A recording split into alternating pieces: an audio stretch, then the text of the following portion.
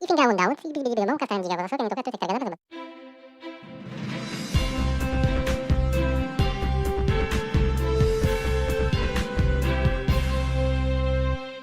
Hi, I'm Jason Brown with Laughing Parrot Productions and Sierra Wave Media. You're watching Skippable News. And here's this week's top stories that you can find at sierrawave.net.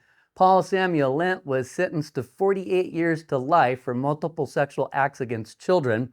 Bishop Police Department will be hosting its second Community Police Academy.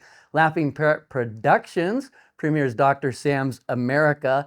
And there was an arrest made in the burglary that took place at the Sunland landfill here in Bishop in the middle of January. And then tragically, we had the loss of life in the fire in Benton. In this episode, we have Genna Wood from Eastern Sierra Land Trust. We have Gina van Hest from the Mammoth Lakes Chamber of Commerce. We also have Darlene and Karine from 100 Women Who Care. We have Gabriel from Sierra Forever, and that's something that you definitely are hopefully watching on Friday because some of these events take place this weekend and the other ones take place next weekend. And of course, we finish up with what's new at the Bishop Twin Theater. And don't forget, since 1996, we are your local resource for news, sports, and culture, and these are the people who shape it. Thanks for watching. I'm Jason Brown. I'm here with Genna Wood. She is from the Eastern Sierra Land Trust, and she's come here to talk to us today about a few things. But before we do, Genna, how are you? I'm great. Yeah? Good to be here. Yeah, awesome to have you. Let's get into it, I guess. Can you tell us about the upcoming wildlife tracking workshop? Yeah. What is a tracking workshop? Well, these are workshops that are hosted by Eastern Sierra Land Trust and Sierra Forever. And we're offering... Sierra Forever, interrupt you. You used to work for Gabriel over there, right? That's right, yep. Okay. Another great organization here. It is. And you guys are partnering? Yep. Cool. And so... Back to your story. Yeah, we're working with a professional wildlife tracker, Phil Johnson, who is going to take us out and show us these stories on the landscape that many of us can't see on our own. So they'll be like the subtlest signs. And so we'll spend a full day learning these stories. And so super rewarding to get out there and see kind of what we might not notice. Yep. Well, we're not going to follow animals. Obviously, but you're recognizing the tracks exactly of these animals. Yep. Where they've been. Yeah. So really interactive course, and space is limited. So it's $40 for adults and $15 for youth. Okay. So kids love it. And you can find more information and register at either ESLT.org/events or Sierra Forever. Okay. And this event is taking place on February 22nd, right? Correct. Okay. What should participants know about like this tracking workshop when it comes to location, timing, maybe physical requirements, and how they can best prepare for being in the outdoors? Yeah, great question. It's an all-day event, so 9 to 3, which is a long time if you're spending that entire time outdoors. So you have to come prepared. You said 9 to 3. Yep, 9 a.m. to 3. So that's 6 hours. Yeah, you're right.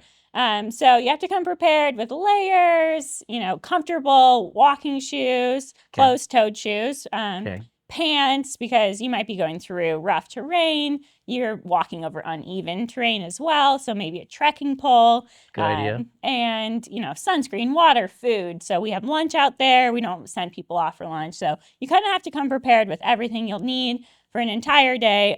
But we don't walk very far. Okay. So kind of studying animal tracks. It's a slow pace, but you're still on your feet.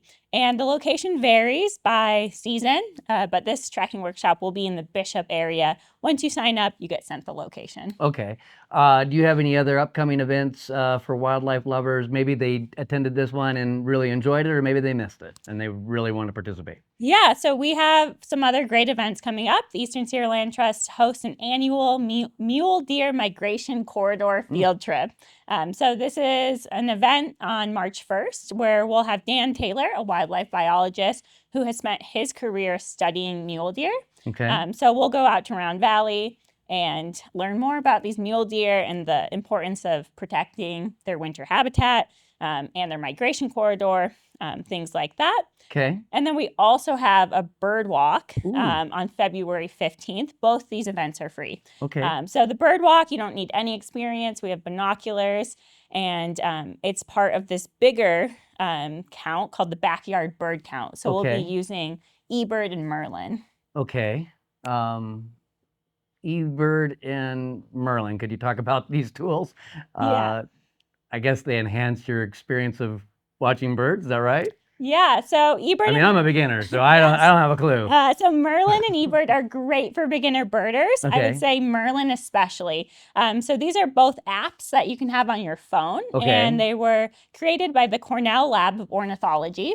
Okay. So they're kind of a big name in bird education. And Merlin, you can actually say, oh, I see these two colors, it's about this size, and it'll tell you, like, based on your area, GPS, Yeah. what are some possible birds. Oh, cool. Or you could hit record sound and you could listen, and Really? it has very high accuracy of telling you what bird you're hearing. Wow. So it's an incredible resource, Yeah. and eBird can help you find where certain birds are, what likely birds are out there, and you can record your own sightings in eBird. Oh, that is really cool. Yeah. And where does this one take place? So this is actually at the Conservation Open Space Area, the Okay. COSA, which is owned and managed by the Bishop Paiute tribe. Okay. Okay. How can participants in events like the Great Backyard Bird Count help individuals, I don't know, contribute to large conservation efforts, and why is the community involvement so critical for things like this? Yeah, another great question. Well, yeah. So the Great Backyard Bird Count is actually this larger nationwide event. Okay. And it's to try to see kind of distributions of birds in the winter, right? Okay. So we often like talk about migratory birds, but what about the ones in their winter stay habitats? here, yeah. Exactly. So this is to kind of get a count, like where are species at? And it's really helpful to have citizen science, right? And everyday people contributing their sightings, because that's adding a lot more. Okay. So if you just had a scientist who was studying Anna's hummingbirds and he wanted to know, where are they at in the winter? Are they moving north as it gets warmer, right? He can only be in one place at one time, or she. There are female scientists. Okay. But if you have everyone say, oh, I saw an Anna hummingbird at my feeder in your backyard, right? The Great Backyard Bird Count. You're contributing now to a larger database of where these animals are. At this time of the year. Yep. So you're really contributing to this maybe big question and understanding of birds. Didn't even think about that. Yeah, That it's is really so cool. Yeah. What do you hope participants take away from the experiences they have with you in these events and everything? Yeah, so it's pretty simple. I want participants to feel more connected to these special places and understand the importance of public land protection, private land protection, why these places matter. And the second is I hope they have fun. That's awesome. Yeah. Jenna, thank you for coming. Yeah, We're thanks so for glad having to have me. you guys back. It's been a long time since we've had Eastern Sierra Land Trust in here. They've been very busy. But from my understanding, Jenna, you guys are going to become regulars. That's right. That's our plan. Let's do it. All right. Well, thank you for watching and not skipping this segment. Genna Wood, for more information, ESLT.org, right? That's right. Okay, you've got it. Thank you. Thanks. Hi, I am Jason Brown. I'm with Laughing Parrot Productions and Sierra Wave Media, and I have Gina van Hest. She is the communications manager, am I correct? That's right, Jason. At the Mammoth Lakes Chamber of Commerce. Yes, that's me. Tell us what you got going on. I'm looking down here at your notes. I see that you got a power lunch, you got membership mojo. Yeah. What's happening? Let's start with power lunch. Yeah, okay, I'll just back up a tiny bit here. Because, I mean, the Chamber, we're rolling out some new strategic goals, 2025 to 2028. We had a board retreat back in September. Okay. So we have a roadmap, and we're really looking forward to delivering a lot of value, not only to our members, to the community abroad. Okay. Abroad? Abroad? Yeah, that works. That works. I understand. Yeah. Everywhere. Everywhere. Yeah. So we're starting a power lunch in February. Okay. February is Tuesday the 11th. Okay. We have a power lunch. This one's called Social Media Strategies That Sell. Okay. Yeah. How's your social media? It's pretty good. Okay. It's okay. Probably should come though. Okay. Yeah. Or at least send somebody out there. I mean, we get a lot of people that ask us to help them, like members and also maybe non-members, to help out with their social media. It's not something we do directly, but we've brought in Joseph Bogarad. Okay. Tell me about him. Yeah, he's a a Texan transplant, I think is what he called himself. Texan transplant. Yeah, I like that. I don't know how long he's going the other way. It seems like most Californians are going to Texas. We have a Texan coming to California. Yeah, although I don't know how long he's been in town. At least we got one more U-Haul back. Yeah, that's right. Tell us about Joseph. I'm sorry. So he's a real estate professional. I think he's, reached some pretty good levels with his real estate profession. Okay. But he's really passionate about helping local businesses. All right. And he does a lot of shout outs. He has a podcast. And on his social media, he'll go to maybe a food truck in Mammoth, taste the food, and then do a little post about it, a little reel. Nice. And he has, I think it's like 29,000 followers. Wow. So if he's posting something, it gets noticed. Yeah. So we've teamed up with him to have Joseph, we're talking about you. Yeah, Joseph. Good shout out. Yeah, so we've got this power lunch. It's going to be at Harmony Brazilian Steakhouse. Ooh, yum. Is that like the Brazilian steak where they actually cut it off the side? Ooh, I did not know we had one up there. I know.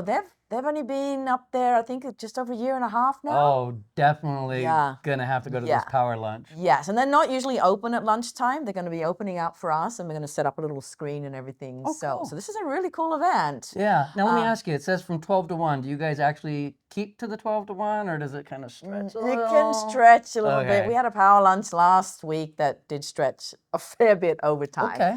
But most people get there at around 10 to 12. The come and go as you need. And we try and do keep it to 1 o'clock, and it depends on the question and answer section. Absolutely. Because if the presentation is great, and I'm sure it is going to be great, because I think Joseph wants to do some hands-on. He's going to teach people, how to create a great bio on social media. And you know what? A topic like this is definitely going to have a lot of question answers. Yeah. We even had a member phone just randomly last week. She was talking to Marcy, a membership manager, saying, I really need some help with social media. Why don't you do a power lunch? And we're like, hey, ding, we already we have got I love it. Yeah, no, it was great. So he's also going to teach, how you can get some great content just using your regular phone. Yeah, awesome. So this says it's $25 for members. So you don't have to be a member. You can still come. It's $35 for non-members. Yeah. And so let's recap real quick. Harmony Brazilian Steakhouse. It's going to be February 11th, which is a Tuesday from 12 to 1. And there is an added bonus for attendees. Joseph is giving away a gift. I'm not quite sure what that gift is. To every attendee. So I don't know if it's a physical gift or it's so I got to attend as well to see what the gift is going to be. Yeah, you really piqued my interest. I think I'm going this time. Yeah. So cool. So that's the power lunch that's taking place in February. I also see down here we got Membership Mojo. Yeah. What is Membership Mojo? Okay, so we have members, and when the members, they have a portal on our website. Okay. And you have back access to it as well. That's where we have the directory. And it's also where members can register for events. Okay. They can also upload their own upcoming events, which then gets listed on our event calendar, which goes public on our website. Okay. And then I also put for the following week in our newsletter, which comes out every Monday morning. Are you signed up? Yeah, I get it. Okay, good. Just checking in. I try to get some of it up there too. Yeah. So we've had members that said they've struggled a little bit, even with their logins. So as a first, the Chamber is now going to do quarterly membership info sessions. Okay. So it's trying to get our members to get the maximum out of their membership benefits. So it's a casual, informal little meeting at the Chamber offices between, the first one is going to be February, and you can look at the date here for me. It's 12th, yeah. Oh, it's the next day after the power lunch. The day after the power lunch. We're busy. Yeah, we're busy. 10 a.m. to noon. 10 a.m. to noon. Like I said, it's pretty casual. It's a great way to get to know the Chamber staff if you don't know us. Ask any questions. I mean, some members have questions they want to ask. And we're just going to run through some tutorials on how to use your membership portal. On the website. On the website. So we were encouraging members to bring their own laptop, computer, and we'll work with them. So now us being a member as well, if Sierra Wave was doing an event down here, we could post that up on the portal? 100%. So it doesn't have to be a Mammoth event? No. Awesome. We post there you go, guys. events. Yeah. So definitely, if you've got events coming up, post it on there. Well, I'm also thinking about other non-Mammoth businesses that might be Chamber members from down here. Right, sure. Yeah. And if you're not a member, you can always become one. Yeah. It's not a bad thing. Yeah. So like I said, we're going to hold it in our offices. And if people don't know what our office, have you been to our office? Oh, yeah, absolutely. I filmed there. I love the little wooden outdoor thing that you have. Yeah. Oh, yeah, love your office. So there. we're on 25. Jealous of your office. Yeah. How do you say that? 2,520? No, 2520? Really see. It's 2520 Main Street. Yeah. So it's right as you're coming into town where the forest buildings are, right there you kind of pull around and then you got to meander this little path, but it's a nice, beautiful area. Yeah. It's right as you're coming into town. Yeah, it's next to the Welcome Center. So you have the Welcome, there's the big parking lot, there's the Welcome Center, and with the building right next to it. Exactly. It doesn't have any signage on it, but... So just go to the second building to the left, okay? You got it. You can do this. Trust me. Yeah. Or just use a little Google Maps thing. You'll get there. Yeah, so this is another way that the Chamber wants to deliver more to our members. Cool. So we're giving them so then they can gain so much more as well. All right. Well, I tell you what, we're going to take a quick break. We'll come back and we'll have more with Gina. Okay. Hi, I'm Jason Brown with Lapping Parrot Productions and Sierra Wave Media, and I'm here with Darlene Schutz and Karine Croft. They're with 100 Women Who Care, and they're going to tell us a little bit about what that is. But first, welcome. Thank you for having us. Coming in. Yeah, this is exciting. What exactly is 100 Women Who Care? It's a giving circle of women who get together once a quarter and use our resources to support local nonprofits. Okay, and how do you guys choose, like, because I think I've seen something where that night when you come together, you're choosing a nonprofit. How do you go about choosing that nonprofit? Well, first they're nominated. All the, any member who's in good standing can nominate a nonprofit ahead of the meeting. And then we put the nominated nonprofits into a hat and we pull 3. Okay. That's cool. So you pull 3. One at a time. One at a time. How many members are you guys? Is it okay to say how many members you're up to now? 55. 55, and there's more coming. Women who care. 55 women who care. So you're almost to 100 women who care. We are. That is awesome. I'm cheating, guys. I have notes. If someone has never been a part of a philanthropic group, what should they know about joining 100 Women Who Care? And are there any prerequisites or special skills that they need to have? No, that's the beauty of it. It's really simple, and it's a 1-hour meeting once a quarter. So you don't have to have any skills. You just have to have a heart for giving. Okay. Being new to philanthropy, not personally, but some of our viewers out there might be, will 100 Women Who Care guide that individual to learn more about the charities or even nominate one, or do you do all the research on your own? We make it very simple. So the members are able to nominate. They just go to our website. There's a form. They can even send it to the nonprofit to fill out where it asks some very specific questions. And then we vet that nonprofit. And then the women learn about all the different nonprofits that we pull. So it's a great learning. So it's an education time as well. Yeah. Can you just give me the breakdown? I think the last one started at 5:30. You had like a social hour, is that right? Meeting starts at 6. Meeting starts at 5:30. Oh, I was totally wrong. Doors are open at 5. Okay. They can come in, get a cocktail, cash bar, and then we go in the back room. We have a meeting. It's 1 hour. It's very fast. Okay. It's fast-paced. You pull the name, that member gets up and introduces the nonprofit and either speaks on that behalf or the nonprofit does. 5 minutes. Karine is really good about blowing the timer at 5 minutes, buzzing, and then they get a 5-minute Q&A. So we do that 3 times. So wow. And then the women vote. Okay, so it's a 1-hour meeting. What if somebody wants to be a part of your organization but can't attend a meeting? Because that happens, I'm sure. Oh, absolutely.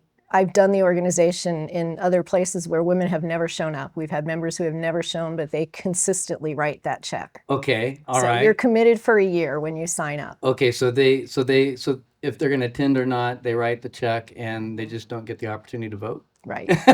Exactly. Okay. Well, that's what you get for not being able to show up, but at least they're being a part of it. Can you break down the $100 donation per meeting and explain how it's collected and given to those nonprofits? We kind of hit on it, but maybe if you could elaborate just a little bit more. Yeah, the women write checks directly to the nonprofit. Karine and I collect them, and they're also able to go on something called Grapevine, where they can use their credit card, and then Grapevine sends the check to the organization. Okay. But we collect them, and then we schedule a date to bring the checks in a gift bag to the local nonprofit, where we get a little tour and see what's going on. There's a photo op. Oh. And then the following quarter, that nonprofit comes back and gives us a 5-minute overview of how they used the funds and what impact it made. So they don't actually write the check at the beginning then, it's after you choose the nonprofit? Because you write it directly to the nonprofit. There's no overhead for us. We are not a business, we're not a nonprofit, we're just a giving circle. So we don't have a bank account. For those who might be unfamiliar with how charities get chosen, can you explain the process step by step for me? Yeah, they have to be a 501c3, Okay. providing services in our counties, 2 counties, Mono and Inyo. And then, as I said, we put the names in the hat. We do vet them to make sure they're in good standing.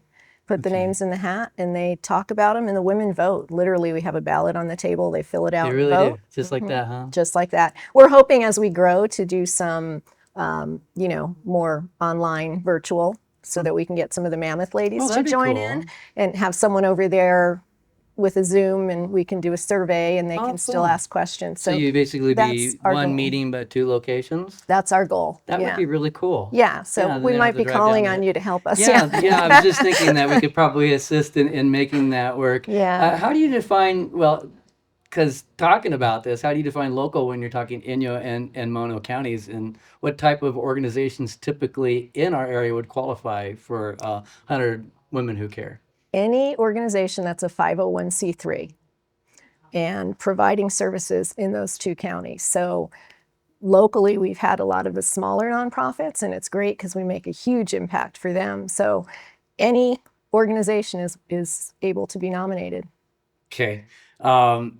If someone is watching this interview and wants to join, what steps should they take? You can go to 100WWCES.org and sign up online. That's 100womenwhocareeasternsierra.org. I was laughing, sorry, but I love our cheat sheets here, we should get that teleprompter up and running again for everybody. Could you describe why pulling together individually $100 checks is often more impactful than members donating separately on their own? I think it's math. If you were given a $100 check for your birthday. Oh, now you're coming back to math. The one subject I couldn't stand in school, but didn't realize I'd end up using all my life. But Comes back to math. This you will understand. Okay. If I were to give you a $100 check for your birthday, you would be thrilled and you could purchase something, Absolutely. do something. If you were to receive $100 checks, $1,000 or $10,000, you could do a lot more. So the impact is much bigger for that nonprofit. So see, you hear that, guys. My birthday is coming up in February. Rather than giving me one $100 check, it'd be great for you to give me $100 checks. Or I share get the with math Karine. now. Share with Karine. I get the math. I'd understand it now. So relatable. Finally, what would you say to somebody on the fence about joining?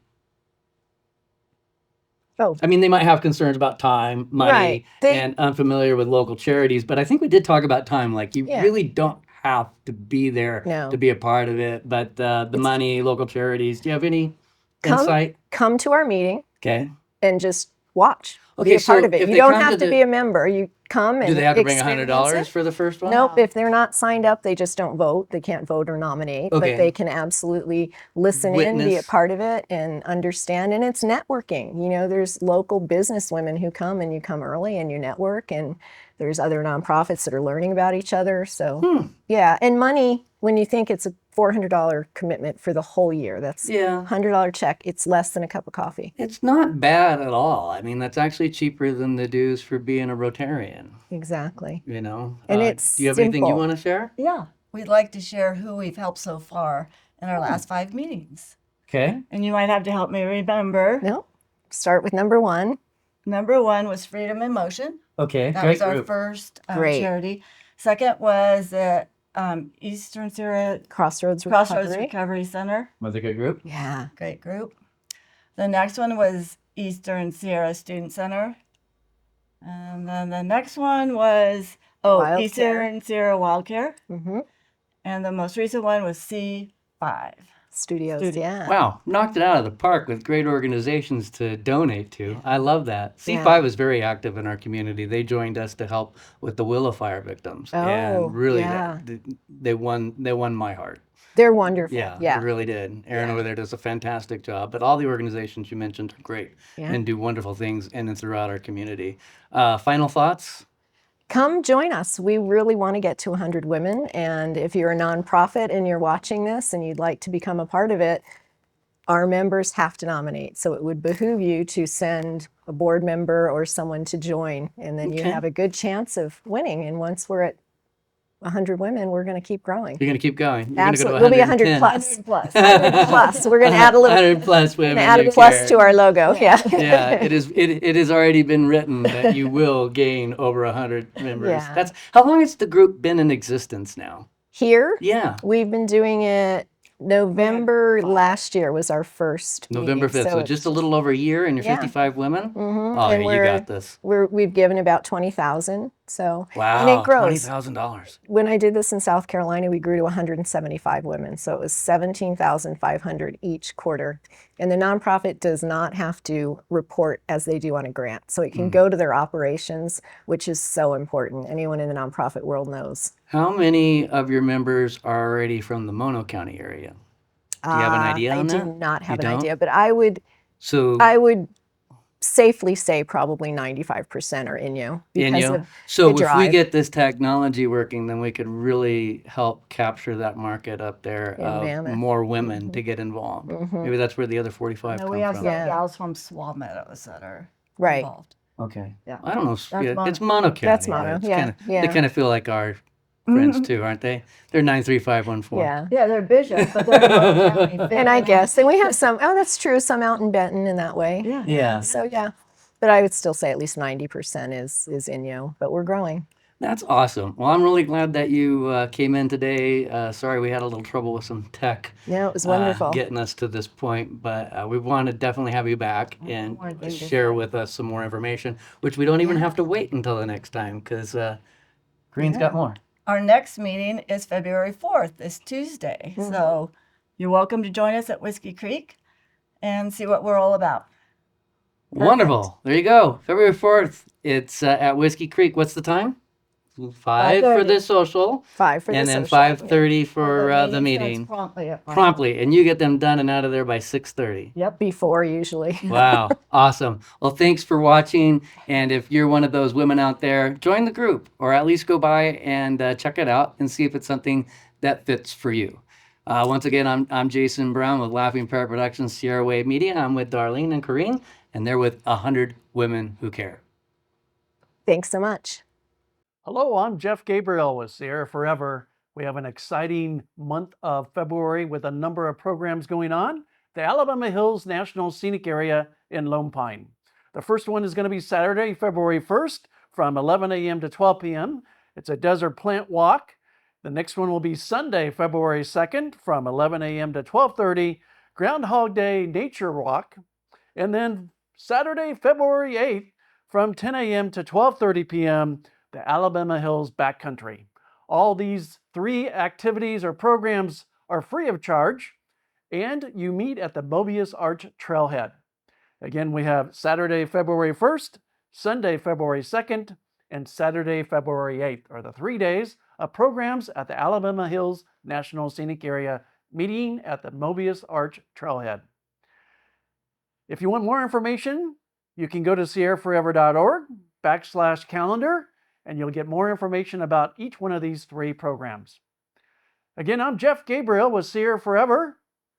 Educate, inspire, explore.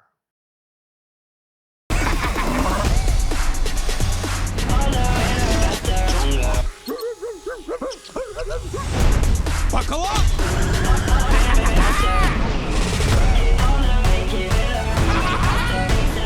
Oh,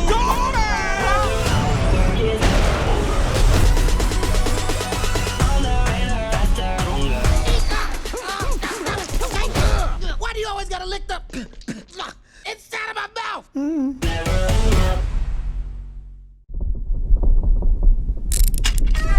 Deputy Harris? Darrell Booth. Hope you like flying. I never flew a fugitive before. Government witness, not a fugitive. Ready to go? Is it always this bumpy? You get used to it. Moretti is very disappointed in you, and he wants you dead. Oh, shit.